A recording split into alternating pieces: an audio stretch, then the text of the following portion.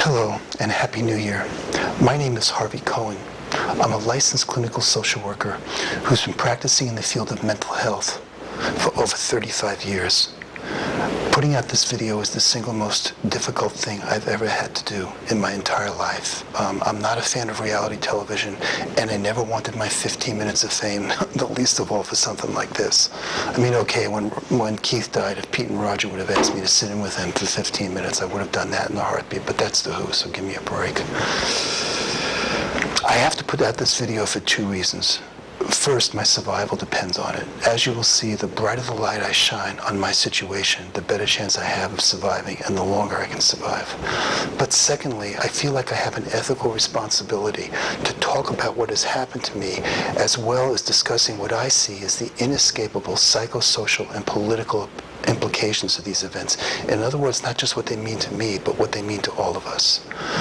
Please forgive me beforehand because I'm having to read from notes a lot during the first part and some of the second part of this discussion. There's just so much information. This is going to be a fairly long video, and I'm going to need your patience to see it all the way through, but I hope that you will. So there's just too much stuff for me to memorize. Also, I've never used a camcorder before and made a video, so I expect the final product's going to be lacking a certain professional polish, if you will. It will probably have some of me getting up to turn the video off, although I have a remote. I guess you're just going to have to be patient. Shortly after the Homeland Security Act was passed, the Denver Police Department tried to get the owner of the tattered book cover to give them the history of the reading habits of a specific individual. She refused, bless her heart, saying that it was a violation of their, amendment rights. And it was the first sign that I had that the Denver Police Department often acted in not only an unethical manner, but also in a tyrannical manner as well. It was just important of what was going to come and what was going to happen to me. The owner of the tattered book cover had the integrity and the ethics to stand up to the attempts by the police or the government or its agents to take away our freedom. I can only hope that the people at YouTube act in the same manner and refuse to be intimidated by the police to take this video off of the internet. However, if they do, there is something you can do about it. My phone calls and internet activity are constantly being monitored by the coordinated efforts of the police and a man named Larry Greenwald. I'll tell you who that is fairly shortly. If the people at YouTube are intimidated into taking this video off, you can help. There are plenty of free applications that you can Google that allow you to, they're free applications that allow you to download videos from YouTube.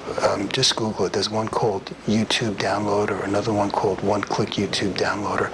So before you even begin to watch this video, please, you'll understand why. Stop right now, download this video, do a quick Google, and you'll be able to download that YouTube downloader, the free YouTube downloader in a second. It'll just take you a second to download this thing and get a copy of it. That way, if they should take it off and you're monitoring if this video is staying on the internet or not, and they should take it off, I would hope that you would support my rights in being heard, at least in my voice being heard, and get this back up onto the internet, if not onto YouTube, on other sites that you think will keep it on. I would really appreciate that.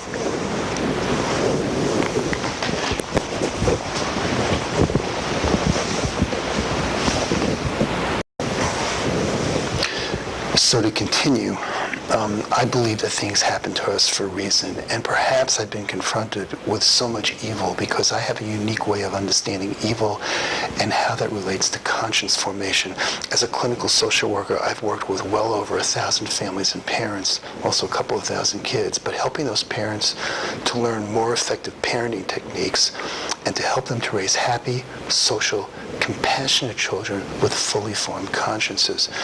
In doing this work, I have developed an expertise in conscience formation. Lawrence Kohlberg was a professor at Harvard who did groundbreaking work in moral development. I prefer to refer to that as ethical development because I think it avoids some religious connotations. And that development is based on conscience formation. Conscience doesn't form in an all or nothing manner. There are those of us that have a fully formed conscience, and for those of us that don't. And for those of us that don't, the spectrum of severity in terms of or in this case, the lack of conscience formation. In his original works, Kohlberg broke down ethical development into 4 stages, although he later amended that. I mean, I studied him back in the 60s and 70s when I was at school, but he later amended that to, I think, about 6. But the interesting thing was that he equated that final stage of reaching full moral or ethical development. He also equated it with leaving adolescence and becoming adults. And interestingly enough, Kohlberg found in his research, extensive research, that at least 50% of our population never reached that final stage of ethical development, and ergo never outgrew adolescence and entered adulthood. And I also think that implies that 50% of us, at least 50% of us, don't have fully formed consciences. In fact, I actually think that 50% number is fairly conservative. Based on the work that I've done with so many people over 35 years, I think that number is probably closer to 65 or 75% of us that haven't outgrown adolescence and haven't developed a fully formed conscience. Now, I know it sounds somewhat cynical. I don't mean to be cynical. I think that if you have a problem, you can't make it better unless you admit what it is, define what it is, and talk about what you're going to do about it. And I really want to talk about not just what's happened to me, but what we can do about the fact that 60, 65, 70% of us don't have fully formed consciences. And if you doubt that, take a look at reality TV today. Network TV finally figured out what the tabloid press knew back in the 50s, that if you gear it towards an adolescent brain, the whole public is going to come crawling and watching it. I mean, look at it. Look at reality television. Reality television is geared towards an adolescent brain. It's rage for the sake of rage. It's this in-group against that in-group. It's the same way that rage talk radio is too. Even sitcoms, most of the sitcoms out there, the funny ones, have at least one character in it that's a womanizer, who, by the way, in real life is quote-unquote gay. I guess that must be the joke about womanizing men. And all of it, who actually, these guys relate to women in a very over-sexualized and adolescent manner. Network news is also geared towards an adolescent mentality. It's a wonderful medium, but 90% of it is pure sensationalism, while 10% of it is informative. You get as many reports on murder and death as they can cram into in 30 minutes. But positive and informative stories about social progress, new ideas, and other positive topics are kept at a minimum. Politics has also become geared towards an adolescent mentality. Politicians very rarely anymore talk about their vision and ideas. They just come up with smear campaigns and attack their opponents like a bunch of adolescents in middle school or high school. So we've reached a level of cognitive, scientific, and technological evolution that far exceeds our psychosocial and emotional evolution. And this imbalance continually threatens the survival of our planet.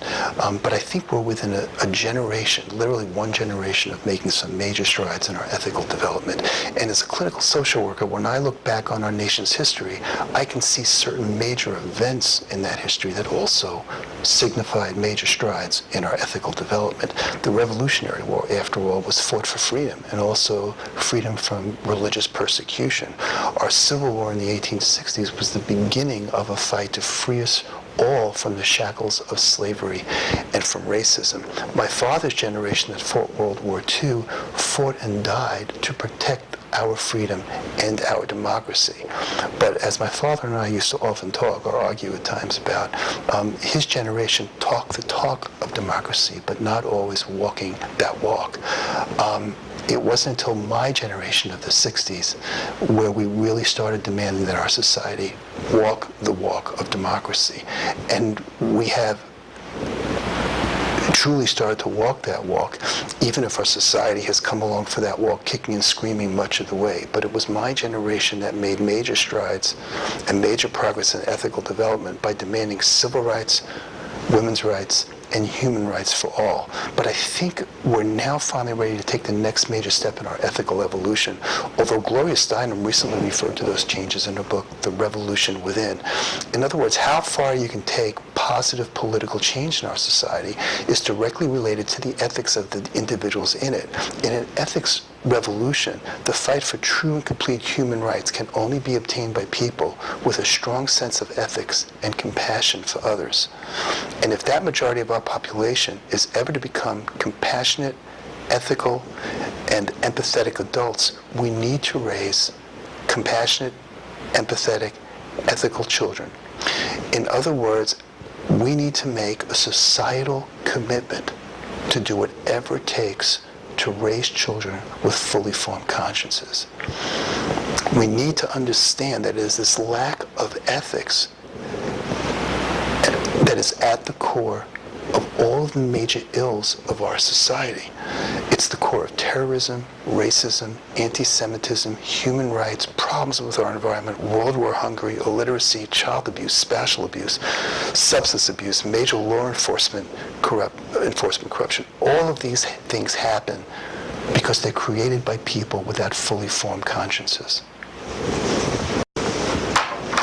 So with that introduction, I will break this discussion into two parts. In the first part, I will discuss what I've been through in the last 3 years and 8 months. In the second part, I will discuss the psychosocial and political implications these events have on all of us and what we can do about it. In other words, an ethical revolution. Also, I will be using the words sociopath and sociopathic to describe some individuals in this document, or at least describe their behavior that way. I ask all of you, and specifically other professionals, to grant me some leeway with the use of this term, or these terms. Obviously, without being able to sit down and do a background history, I can't make a diagnosis of someone being sociopathic. For the purpose of the discussion, however, I'll be using those terms to describe people with significant conscience formation issues. Since we haven't found a way of measuring conscience formation in our field, in my field, there is no diagnosis in the DSM-4, the Diagnostic Statistical Manual, for poor conscience formation, nor is it used in the criteria for any other diagnosis. See, when a client comes to us as therapists, they describe their lives. It's as if they're laying out all the pieces of puzzle that make up their lives. And you try to help them put that puzzle back together again in a way that can hopefully make them happier and healthier and more and higher functioning individuals. But when you've been in the field long enough and you've looked at enough of those puzzles, let me tell you, you can see one major piece of that puzzle and know what 80 to 90% of the puzzle look like. And that's even more true with more severely disturbed people. The more disturbed they are, the easier it is, at least for a therapist that's been working with sociopaths for so many years, like myself. It's very easy to see those pieces fairly early on with somebody. So with that, I'd like to start to talk about the events that happened to me.